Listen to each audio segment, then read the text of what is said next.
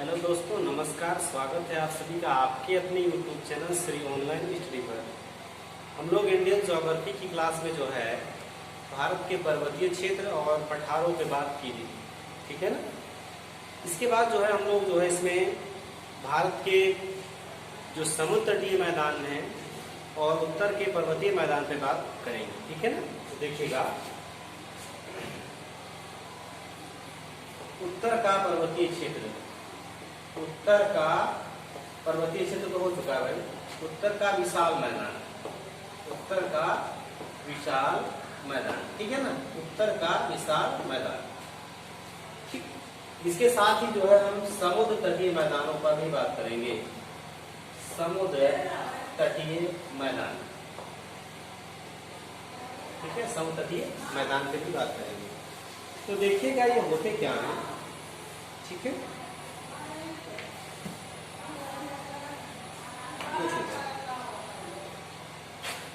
जैसे उत्तर का विशाल मैदान, उत्तर के विशाल मैदान का निर्माण, उत्तर के विशाल मैदान का निर्माण जो है ये किसके द्वारा हुआ है? तो ये इस मैदान का निर्माण जो है हिमालय नदियां तथा ये पठारी नदियां जो कि मध्य प्रदेश के पठार से निकलती हैं और मैदानी क्षेत्र की नदियों में मिल जाती हैं, ठीक है। तो इनका निर्माण जो है वो हिमालयी नदियां तथा पठारी भाग की नदियां भी हैं, तथा पठारी भाग की नदियां भी हैं, ठीक है ना, नदियां भी हैं, ठीक। एक बात ये हो गई। अगली बात, ये जो मैदान है उत्तर का विशाल मैदान, उत्तर का विशाल मैदान जो है इसको उत्तर का विशाल ये जो मैदान है इसे और किस नाम से जानते हैं? इसको जो है गंगा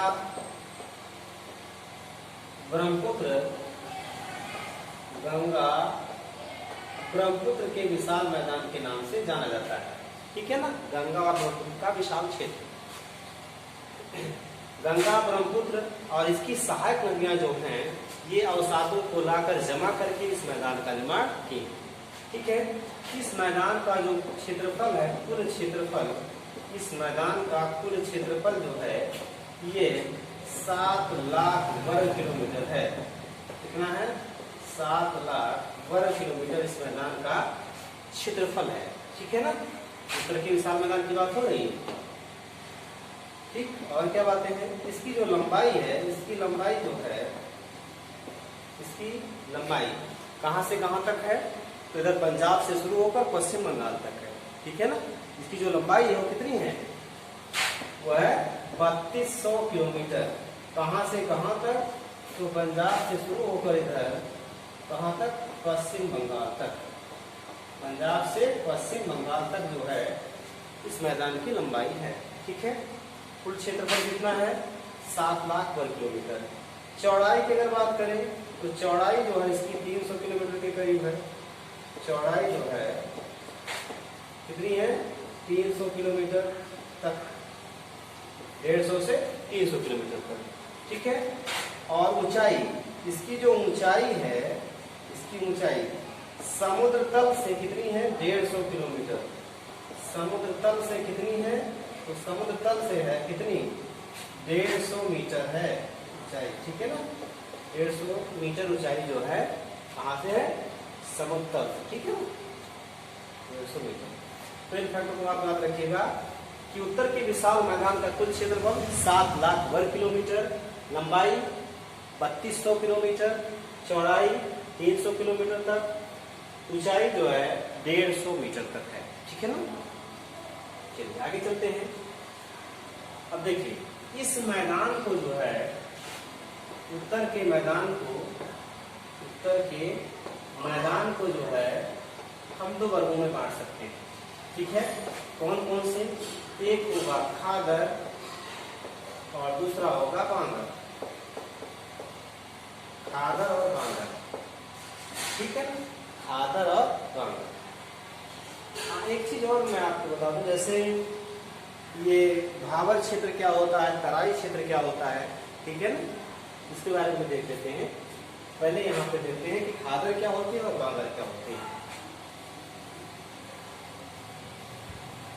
तो देखिएगा, खादर जो क्षेत्र होता है ये ऐसा क्षेत्र होता है जहां पर नदियों का जो पानी है वो वर्षा काल में जो है पहुंच जाता है। खादर खादर एक ऐसा क्षेत्र है जहां पर जो है, जहां पर वर्षा ऋतु में जो है, जहां पर वर्षा ऋतु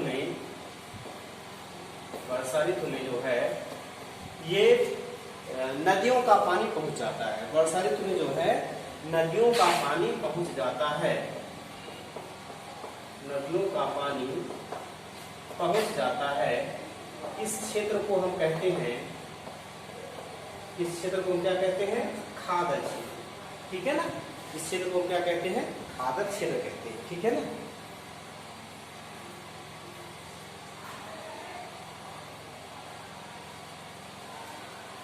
ठीक, खादर क्षेत्र जो होता है ये अत्यधिक उपजाऊ होता है। क्या होता है, बहुत ज्यादा उपजाऊ होता है, ठीक है। इसकी मिट्टी जो है हर साल बदलती रहती है, ये चीज भी जाननी चाहिए। खादर क्षेत्र जो होता है यहाँ पर नदी का पानी पहुंचता है तो मिट्टी जो होती है नदियों द्वारा लाया गया अवसाद फिर से जमा होता है, कुछ कटान होता है, तो हर साल जो है खादर क्षेत्र की मिट्टी क्या होती है, बदलती रहती है, ठीक है। इनको जो है खादर क्षेत्र जो है इसको नवीन जलोढ़ मैदान के नाम से भी जानते हैं। नवीन जलोढ़ मैदान, नवीन जलोढ़ मैदान भी इनको कहते हैं।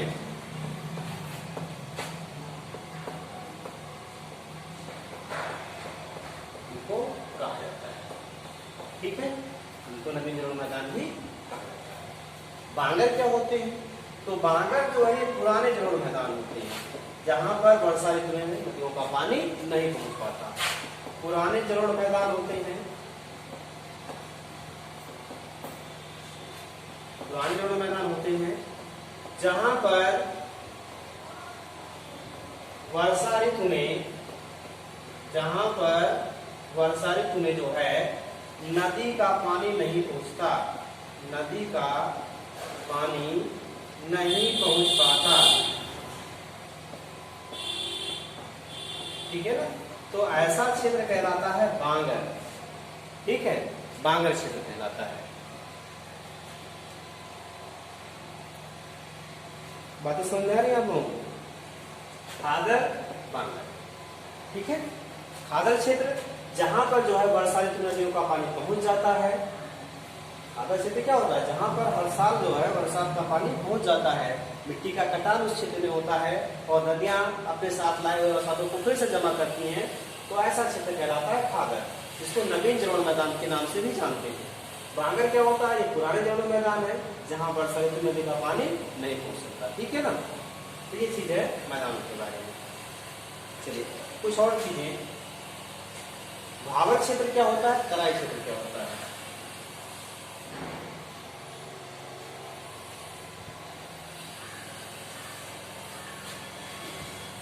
भावर और तराई, तो देखिएगा भावर क्षेत्र क्या है।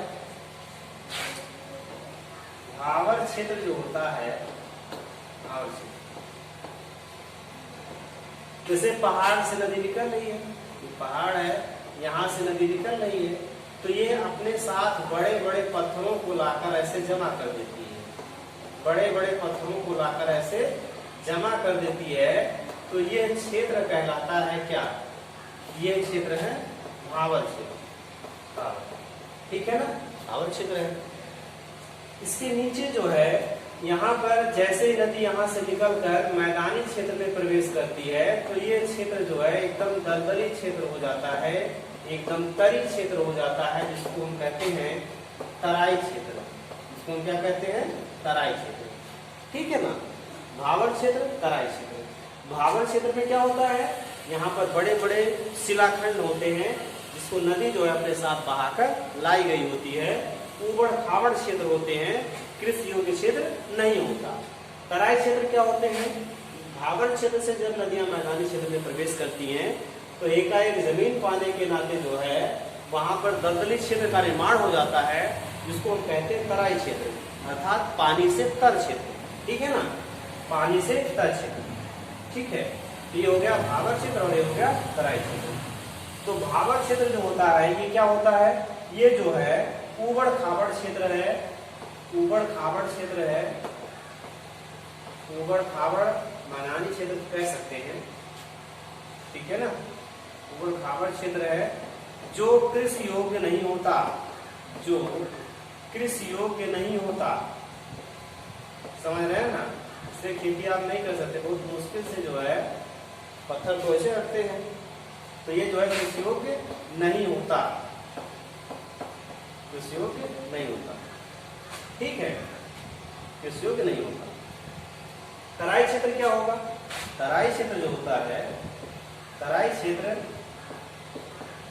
ये जो है जब नदी एकाएक मैदानी क्षेत्र में प्रवेश करती है, जब नदी मैदानी क्षेत्र में प्रवेश करती है,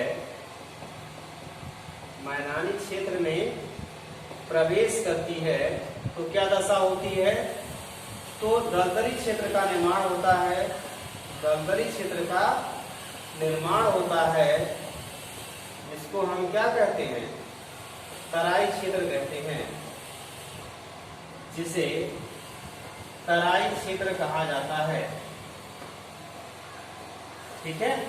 यह स्वास्थ्य की दृष्टि से, इसमें जो है तराई क्षेत्र होगा, गंदगी ज्यादा होगी, वनस्पतियां सड़ रही होंगी, ठीक है ना, कीड़े मकोड़े मच्छरों का क्षेत्र होगा, बीमारियों का घर होगा। यह क्षेत्र जो है स्वास्थ्य की दृष्टि से अनुकूल नहीं होता, स्वास्थ्य की दृष्टि से अनुकूल नहीं होता, स्वास्थ्य की दृष्टि से अनुकूल नहीं होता, ठीक है ना, स्वास्थ्य की दृष्टि से यह क्षेत्र अनुकूल नहीं होता, बात समझ है ना आप लोग। तो ये हो गया भाबर क्षेत्र और तराई क्षेत्र। यहाँ इसके आगे जो है ये पूरा का पूरा जो है ये, इसके आगे जब आएंगे आप तो ये मैदानी क्षेत्र तो है, मैदान की शुरुआत यहाँ तराई क्षेत्र से ही होती है, ठीक है। तो ये मैदानी क्षेत्र होता है यहाँ पर। अब मैदानी क्षेत्र जैसे नदी इस तरीके से आ रही है, ऐसे ऐसे नदी बह रही है, तो इस नदी के आसपास का जो क्षेत्र होगा, इस नदी के आसपास का जो क्षेत्र होगा, इसको हम क्या कहेंगे, तो इसको हम कहेंगे खादर। क्या कहेंगे इसको हम कहेंगे खादर, ठीक है ना। और यहाँ कहीं ये सब जो क्षेत्र आपको इधर दिख रहा है, ये सब क्षेत्र दिख रहा है जो, इसको हम क्या कहेंगे, इसको हम कहेंगे बांगर क्षेत्र। इसको हम क्या कह देंगे, इधर का क्षेत्र, इसको कह देंगे बांगर क्षेत्र, ठीक है ना, बांगर क्षेत्र। तो बांगर जो होता है वो नदी से थोड़ा दूर होता है क्षेत्र, जहाँ पर नदी का पानी कभी पहुंच रहा था, उसका अवसाद जमा होकर पुराना मैदान बन चुका है, तो ये क्षेत्र होता है बांगर। और नदी के आसपास जहाँ पे जो है नदी का पानी हर साल पहुंचता रहता है वो होता है खादर, ठीक है ना। भावर क्षेत्र, नदियां अपने साथ बड़े बड़े पत्थरों को लाकर जमा करती हैं, ये क्षेत्र कहलाता है भावर क्षेत्र। ऊबड़ खाबड़ क्षेत्र होता है, कृषि की दृष्टि से महत्वपूर्ण नहीं होता, खेती नहीं की जा सकती इसमें, ठीक है। तराई क्षेत्र, जब नदियां एकाएक भावर क्षेत्र से निकलकर मैदानी क्षेत्र में प्रवेश करती हैं तो दलदली क्षेत्र का निर्माण करती हैं, तो उसको क्षेत्र को कहते हैं तराई क्षेत्र, पानी से तर क्षेत्र, ठीक है। इसके बाद जो है नदी आगे निकलेगी और चली जाएगी, ठीक है। तो ये होगा मैदानों की बातें आपको समझ में जरूर आएगी। चलिए आगे चलते हैं, आगे देखिएगा।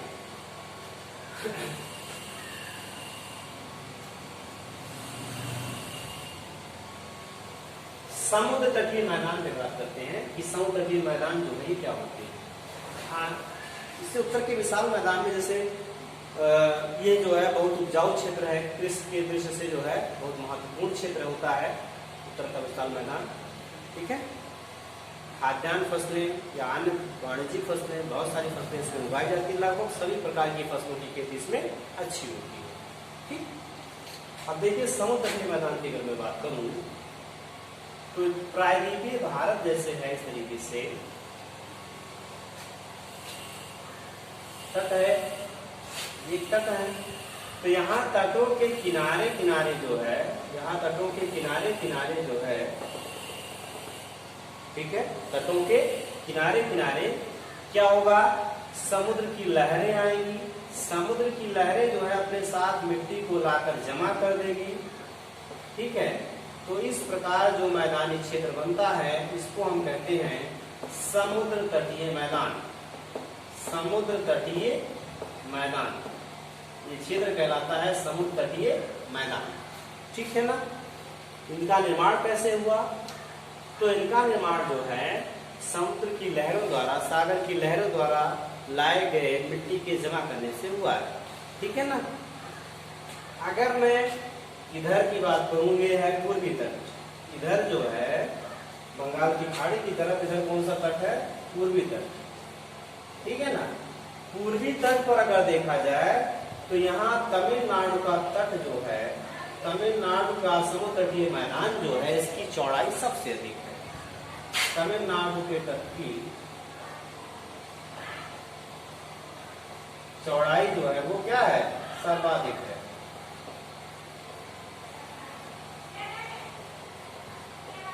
समुद्र तटीय मैदान में अगर देखा जाए तो तमिलनाडु का जो तट मैदान क्षेत्र है उसकी चौड़ाई जो है सबसे अधिक है। यहाँ पर, यहाँ से नदी निकलती है नर्मदा और ये दूसरी नदी ताप्ती। ये है नर्मदा और ये है तापी या ताप्ती। यहाँ इन दोनों नदियों के बीच का जो ये क्षेत्र है, इस क्षेत्र की चौड़ाई सबसे अधिक है। ठीक है ना। तो अगर पश्चिमी तट की बात की जाए तो नर्मदा और ताप्ती, नर्मदा और ताप्ती के मध्य, ताप्ती के मध्य नदियों के द्वारा, नदियों के द्वारा कुछ मिट्टी लाई गई होगी। ठीक है ना। प्लस सागर की लहरों द्वारा, अरब सागर की लहरों द्वारा लाई गई मिट्टी से, लाई गई मिट्टी से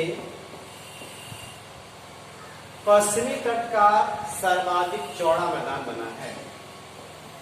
पश्चिमी तट का सर्वाधिक चौड़ा मैदान बना है।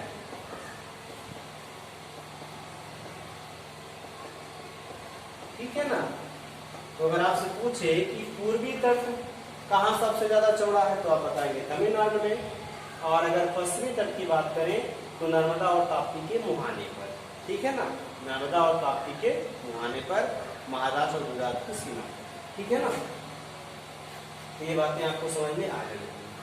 समुद्र तटीय मैदान में बस इतना ही जो है। आगे मैं आगे चलूंगा तो मैदान की बात जो है, पर्वत भी हो गया, पूरा इसका जो है भौगोलिक स्वरूप हो गया।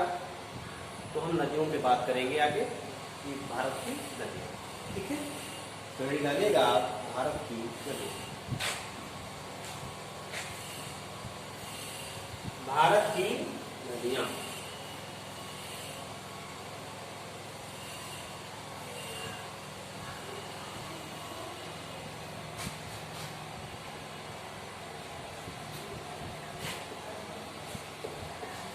भारत की नदियाँ। ठीक है ना। बहुत इंपॉर्टेंट है। एक एक नदी को डिस्कस करते हुए चलेंगे कि कौन सी नदी कहाँ से निकल रही, कहाँ गिर रही, सारी बातें। ठीक है ना।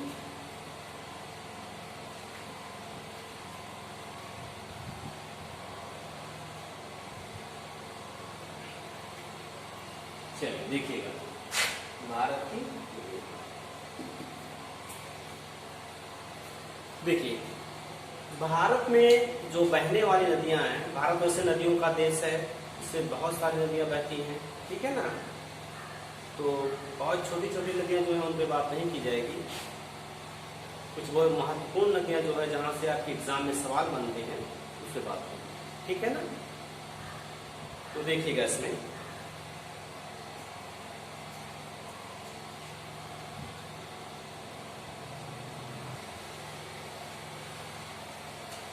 देखिएगा इसमें भारत में बहने वाली नदियों को, भारत में बहने वाली नदियों को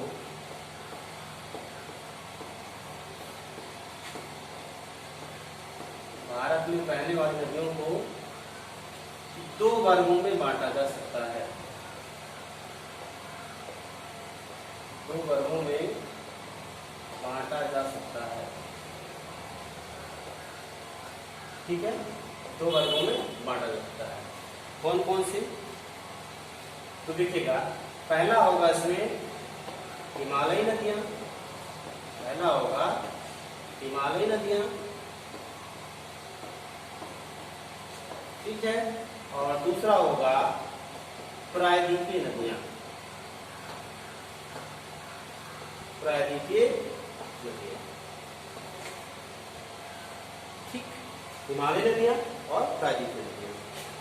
जैसा कि यहाँ पे नाम से ही स्पष्ट है, ये हिमालयी नदियां जो है कहाँ से निकलेंगी? तो ये हिमालय पर्वत श्रृंखलाओं से निकलेंगी। ठीक है, कुछ नदियां जो है इधर अरब सागर में गिरेंगी और कुछ नदियां जो है बंगाल की खाड़ी में गिरेंगी। ठीक है, हिमालय नदियों की बात हो रही है। प्रायद्वीपीय भाग की नदियां ये पठारी क्षेत्रों से निकलती हैं, जिसमें भी कुछ नदियां अरब सागर में गिरेंगी और कुछ नदियां जो है बंगाल की खाड़ी में गिरेंगी। ठीक है ना? तो देखिएगा, हिमालय नदियों की बात करते हैं कि हिमालय नदियां कौन कौन सी हैं। ठीक, तो देखिए इसमें ये जो हिमालयी नदियां हैं, हिमालयी नदियां ये कहाँ से निकलती हैं? तो ये जो है हिमालय पर्वत श्रृंखला से निकलती हैं, हिमालय पर्वत श्रृंखलाओं से निकलती हैं, हिमालय पर्वत श्रृंखला से निकलती हैं। ठीक है,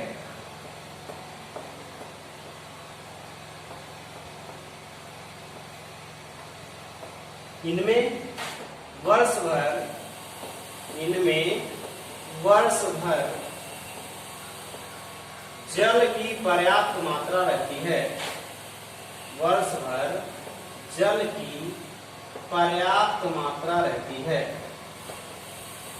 जल की पर्याप्त मात्रा रहती है। ठीक है, कौन कौन सी नदियां हैं? जैसे गंगा, सिंधु, सतलज, ब्रह्मपुत्र, ठीक है, ब्रह्मपुत्र, यमुना, ये कुछ प्रमुख नदियां, बाकी छोटी छोटी बहुत सारी नदियां इसमें हैं जो कि हिमालय पर्वत श्रृंखलाओं से निकलती हैं। यमुना आदि प्रमुख नदियां यहाँ से निकलती हैं। ठीक है, बस समझ में आ रही है? ये हिमालय नदियों की बात है। ठीक, अब चलिए मैप के माध्यम से देखते हैं कि कौन सी नदी कहाँ से निकल रही है। ठीक है ना?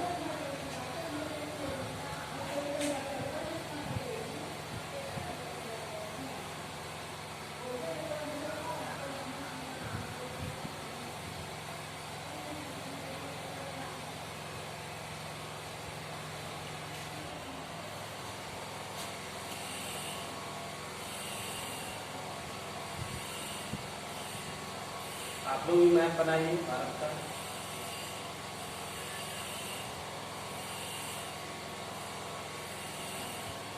हम उस देश के वासी हैं जिस देश में गंगा बहती है ना।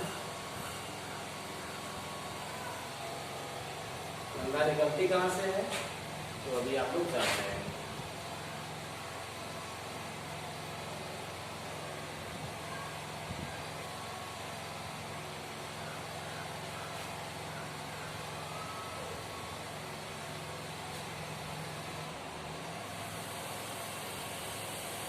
और अच्छे से बनाइएगा।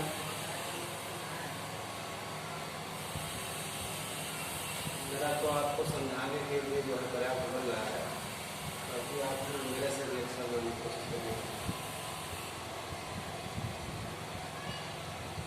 ठीक है, चलिए देखते हैं। ये है तिब्बत का पठार। ये क्या है? तिब्बत का पठार।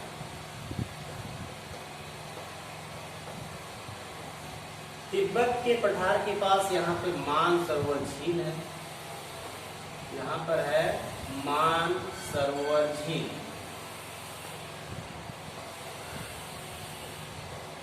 ठीक है, मानसरोवर झील। मानसरोवर झील से जो है एक नदी निकलती है, मानसरोवर झील से नदी निकलती है ऐसे, और ये जो है भारत के जम्मू कश्मीर राज्य से बहते हुए जो है पाकिस्तान में चली जाती है और पाकिस्तान से बहते हुए जाकर कहाँ गिरती है? अरब सागर में।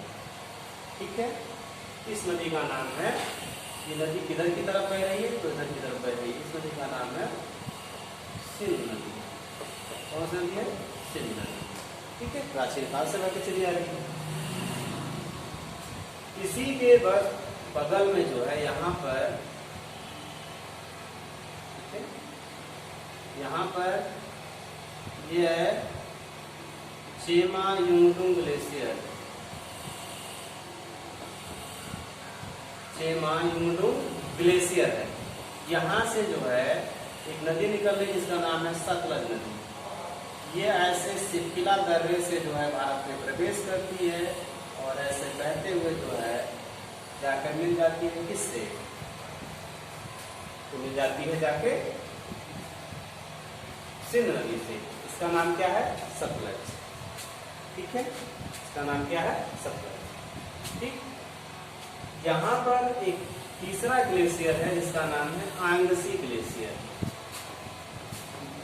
आंगसी ग्लेशियर, ठीक है ना।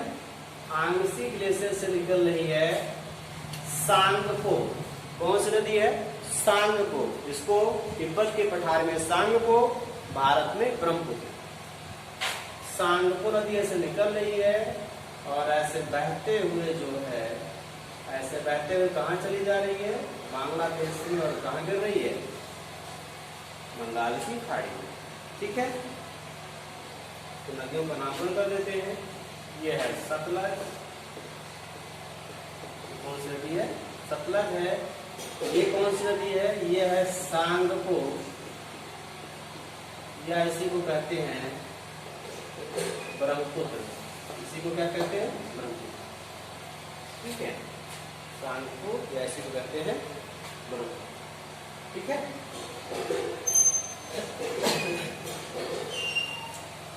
ठीक, बातें समझ आ रही है आप लोगों को? ये है आंगसी ग्लेशियर। आंगसी ग्लेशियर से सांगपो नदी निकल रही है।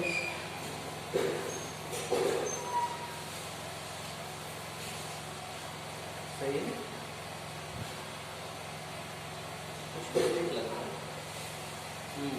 देखिए थोड़ा सा मिस्टेक है। ये जो चेमा युंगडुंग ग्लेशियर है इसी को हम आंगसी ग्लेशियर कहते हैं। ये है राकस-ताल। थोड़ा सा मिस्टेक हो गया था। ये क्या है? ये है राकस-ताल। राकस-ताल, ठीक है। और ये जो है आंगसी ग्लेशियर को ही हम बोलते हैं चेमा युंगडुंग ग्लेशियर। चेमा युंगडुंग ग्लेशियर, ठीक है ना। चेमा युंगडुंग ग्लेशियर।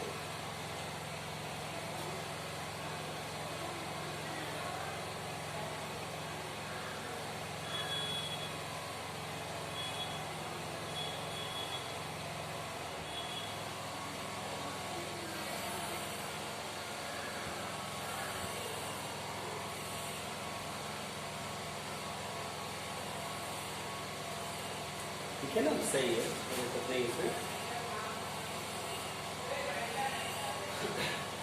ठीक, ये है सिंध नदी, सतलज नदी, सांगपो या ब्रह्मपुत्र नदी। ठीक है, यहाँ चलेंगे इस उत्तराखंड में। उत्तराखंड में जो है यहाँ पर और यहाँ पर, ठीक है, यहाँ से जो है एक नदी निकलती है इसका नाम है भागीरथी। किस स्थान से? गंगोत्री से। गंगोत्री से। और यह स्थान है संतोपत। यह स्थान कौन सा है? यह है संतोपत। थोड़ा सा जगह कम है मेरे पास। संतोपत, ठीक है ना। संतोपत से दूसरी नदी निकलती है, इसका नाम है अलकनंदा। यह भागीरथी, यह भागीरथी ही लिख दे रहा हूं मैं, और इधर ये अलकनंदा। अलकनंदा, ठीक है। ये दोनों नदियां देवप्रयाग में आकर मिल रही हैं। यहाँ से इनकी ये धारा गंगा बन रही है ऐसे ये बहते हुए जो है कहाँ जाती है, बांग्लादेश में जाकर किससे मिल जा रही है, ब्रह्मपुत्र से मिल जा रही है। ठीक है ना। इस नदी का नाम क्या है, गंगा। ठीक, इस नदी का नाम क्या है। अब ये वीडियो थोड़ा सा लंबा हो जा रहा है ना। आज के लिए बस इतना ही, यहीं पर रोकते हैं इसको। आगे मैं फिर कार्य वीडियो करूंगा, तब तक आप इस चित्र को बनाते चलें।